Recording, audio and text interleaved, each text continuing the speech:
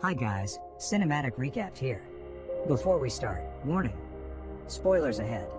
Today, I'm gonna explain an American science fiction and mystery movie called Boss Level. The movie starts with the 139th attempt of Roy Pulver, a retired Delta Force soldier in Atlanta, who has been somehow stuck in a time loop. The time loop resets every time he dies, so he has learned the day's patterns through many previous loops. Every morning at 7 a.m., he wakes up in a bed next to a woman named Alice, who screams and runs away as an assassin breaks into his apartment and tries to kill them both. Roy handles everything in a stunning way, dodging the assassin's precise movement in self-defense. After that, a chopper with a gunman flies outside his window and opens fire on his apartment, killing the first assassin because he is mistaken for Roy. While the gunman continues shooting wildly into the apartment, Roy slumps against the couch and looks at a photo of his estranged wife, Jemma. As the chopper crashes through the window, Roy jumps off the window to land on a truck filled with sand, which he notes that he had missed 22 times before he started to get it right. He then hijacks a car and drives to escape two more assassins in a minivan, both of whom he refers to as Pam and Esmeralda. Roy drives recklessly throughout the city as those assassins chase him and shoot him relentlessly. Unfortunately this time, he forgets to dodge an oncoming truck, which he crashes into and eventually dies after flying through the window. Because of this, the day restarts again. As previously known, only a few details change during each loop, depending on what Roy decides to or forgets to do. Furthermore, the biggest problem is no matter how many assassins he evades, more keep showing up. Besides to the first four assassins, there is a swordswoman named Guan Yin, who always kills Roy with a sword. Kaboom, a dwarf who always uses explosives when chasing after him. The German twins. And also a creepy man named Smiley who impales Roy with a harpoon and drags him through the city with his truck. Strangely, there is even a guy that looks a lot like him, whom he refers to as Roy number 2. During the 48th attempt, Roy attempts to contact Jemma at her company to find what is going on, but her phone is answered by her boss, Colonel Clive Ventor. The colonel tells him that his estranged wife died in an accident, but Roy believes that he has killed her. Unluckily, Roy has never had the chance to live long enough to find out why Jemma was killed. After one attempt when he kills Pam and Esmeralda in a warehouse, he goes to a diner run by his bartender friend, Jake. He immediately orders 2 large bottles of baijiu, and starts to get drunk while constantly listening to a man named Dave who sits next to him and talks about tedious anecdotes. Shortly after, Roy notices Dai Fang, a world champion sword master who always comes at the same time. He then states that he could not find a way to survive a final attack at 12:47 p.m., because the assassins always managed to kill him somehow. As he gets shot at the diner, Roy remembers the day before the time loop started. He visits Jemma at her workplace, Dai Now Labs, after she asked him to come on the pretext of a job interview. The two argue about their son, Joe, whom Jemma has led to believe that Roy is just a family friend. During their conversation, Ventor and his henchman, Brett, are watching them through the security cameras. On the other side, Roy curiously asks her about the strange machine she is working on, which she claims can control time and space, and can even destroy the planet if used improperly. Brett suddenly interrupts them and takes Roy's resume, saying that they are not hiring. Roy is surprised to hear that, but Jemma tells Brett to leave before he can say more. After getting Roy's resume, Ventor says that someone like Roy can figure out their high-secret project, so he orders the security guard to escort him out of the laboratory. But before Roy leaves, Jemma obtains a sample of his hair and tells him that she has sent an important birthday present, and that he must remember the word Osiris. Meanwhile, Ventor asks Jemma to come to his office and scolds her for inviting Roy to the laboratory. At night, Roy goes to a bar where he first meets Alice, who works as a dental hygienist. When Alice goes to the bathroom, he gets a call from Jemma, telling him that she may have to do something drastic and she needs his help, but Ventor discovers the call and decides to cut off their line before she can continue her words. Instead of calling her back, Roy chooses to go back to his apartment and spends the night with Alice. On the other hand, Jemma puts Roy's hair and blood in a tube which she inserts inside the machine she has been working on. At the same time, Ventor watches her action and sends Brett after her. It was Roy's last day living a normal life before the time loop started. On the 141st attempt, Roy finally realizes that he has never checked the birthday present Jemma had sent him before. Thus he opens the package to find a book titled The Mythology of Isid and Osiris, with a message from Jemma on the back cover that says time waits for no man. As he continues to read the book, Roy forgets about the incoming attack on his apartment, causing him to die again in the next 2 attempts. On the 144th attempt, he finally manages to escape with the book, but then misses Jake's diner because he is taking the wrong path. Because of this, he ends up at Underground Atlanta, where he continues to read the book, but he still does not understand what the book has to do with anything. A few moments later, he accidentally sees Joe buying something from an older kid. Roy follows his son into an arcade where an esports tournament is being held. However, Roy causes the game screens to glitch whenever he walks near them.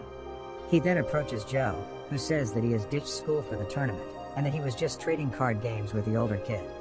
Roy spends the day with Joe, but he does not mention a word about Jemma's death. When they leave the building, Roy notices it is now 12:50 p.m., which means he has lived longer than before. As he analyzes what he has done differently in the current loop, he finally realizes someone must have put a tracker on him, and that the metal walls of the diner and the underground location of the building have blocked the tracker's signal. Meanwhile, the assassins have arrived to kill him, and Roy uses his body to protect Joe, telling him that he is his father as he dies again.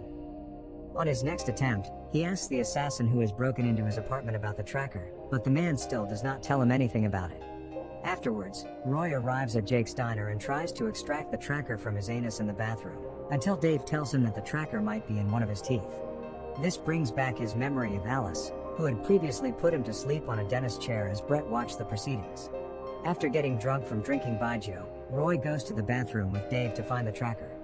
He eventually pulls out 2 of his teeth and finally finds it, just before he is killed by Roy number 2. In the next loop, Roy immediately interrogates Alice, who tells him that she has been paid by Brett to implant the tracker. He then follows his activities as usual until he arrives at Jake's diner, where he tries to extract his tooth with the tracker, and then uses it as a trap. First, he lures Pam to an abandoned building to ask who hired her, but she refuses to say anything, so Roy kills her with her own gun. He then lures Smiley and kills him with his own harpoon and truck. Long story short, he eventually kills the remaining assassins with their own weapon, as his main goal now is to take revenge on Brett and Ventor. The next scene shows a series of loops about Roy's attempts to sneak into Dynal Labs, such as sending his car with bombs and pretending to be Roy number 2. Stealing his ID allows him to get inside, but once again, it takes him a few tries until he manages to learn all the tricks to evade the guards and security cameras. On the 150th attempt, Roy finally reaches Guan Yin, who dodges bullets with ease and always decapitates him. At one point, he does not die quickly from his wounds, so Ventor finds him, revealing that Jemma's project is called the Osiris Spindle, a quantum device capable of rewriting history, which Ventor plans to use to set himself up as the world's dictator. Ventor also admits he was responsible for Jemma's death after an argument the night before. As she had started the machine and no one else knows how to operate it, Ventor warns Roy that the Osiris Spindle will destroy the world if it runs too long. On further loops, Roy makes the connection to the Egyptian god of the afterlife, Osiris, and he finally realizes 2 things: that Ventor does not know the machine is now working, and Jemma must have placed him on purpose in the Osiris Spindle, so he can become Osiris to stop Ventor and his plans. After learning that Jemma still believed in him, Roy excitedly starts his routines with a new plan. At Jake's diner, he seeks help from Dai Feng, who teaches him sword lessons.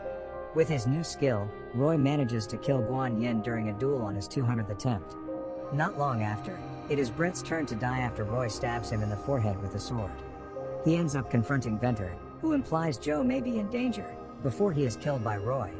After learning the assassins were sent to kill his son during his infiltration, Roy gets back into his car and rushes to Underground Atlanta, only to find he arrives too late. As he mourns over Joe, a bright light appears on the horizon, indicating that the Osiris Spindle is going to explode and destroy the world, just as Ventor had previously warned him. Since he thinks there is no point in doing anything, Roy spends several loops in a despondent state, thinking that everyone is going to die no matter what. However, he finally comes out of his depression and decides to spend the rest of his times with Joe. He returns to the arcade and bonds with him through lots of fun activities, spending time as father and son like they never did before. They keep repeating the same routines until the Osiris Spindle explodes in every loops. He also wants to tell Joe that he is his father, but he is too afraid to do so. On the 249th attempt, Roy brings up the subject of Jemma's work, and Joe reveals that he got a voicemail from his mother earlier that day after she did not return home last night. Roy immediately checks his son's phone and learns that Jemma was still alive when he woke up in the morning. After realizing that he could save her life, Roy sneaks back into the Dynal Labs and shoots both Ventor and Brett while demanding answers. Looking at the security cameras, he finally learns the exact time of Jemma's death, which is 14 minutes after he wakes up. On the next attempt, Roy kills the first assassin as usual, but this time, He jumps onto the chopper and throws the gunman out, threatening the pilot to fly to Dynal Labs as quickly as possible. Once there, he takes the gunman's machine gun with him as he sneaks inside the laboratory and uses it to kill all the waiting assassins. Roy eventually makes his way to Jemma's room and kills Ventor and Brett before they kill Jemma. Soon, Roy tells her that he has been spending his loops with Joe, and that he has seen the end of the world. On the other hand, Jemma explains theoretically that Roy has to enter the Osiris spindle in order to reset it and prevent the world from ending, so that time would return to normal. However, she is still not 100% sure about it, as this is the first time she managed to get the machine working. She simply warns Roy that if the time really continues, it may cause him to cease from existing.